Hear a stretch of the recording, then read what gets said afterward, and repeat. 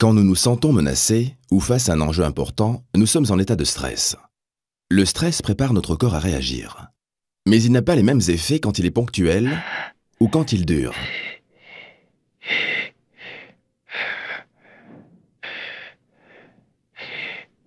Prenons le cas d'une situation de stress ponctuel. Il nous arrive de transpirer, d'avoir le cœur qui bat. Que se passe-t-il exactement ?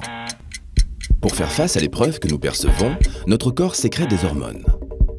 D'abord, des catécholamines. Elles apportent de l'oxygène au cerveau, au corps et aux muscles pour les mettre en action. Elles ont pour effet d'augmenter la fréquence cardiaque, la tension ou encore la température du corps. Puis, les glucocorticoïdes. On les appelle comme cela parce qu'elles apportent de l'énergie sous forme de sucre, du glucose, aux principaux organes.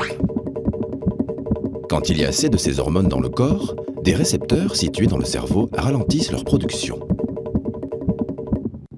Cette réaction de l'organisme a permis de répondre à la situation stressante. Les symptômes disparaissent. Mais il arrive que la situation de stress dure ou s'intensifie.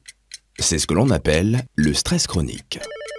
Tous les jours, vous avez l'impression que ce que l'on vous demande de faire dépasse vos moyens. L'organisme fonctionne alors en sur-régime. Car pour résister dans la durée, le corps sécrète toujours plus d'hormones. Et les récepteurs qui devraient les réguler sont débordés. Le cœur, les articulations sont sollicitées en permanence, ils s'épuisent.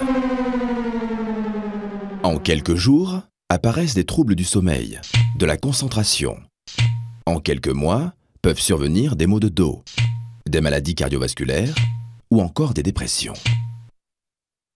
Quand il dure, le stress a donc toujours un coût pour l'organisme des personnes qui le subissent, mais aussi pour l'entreprise.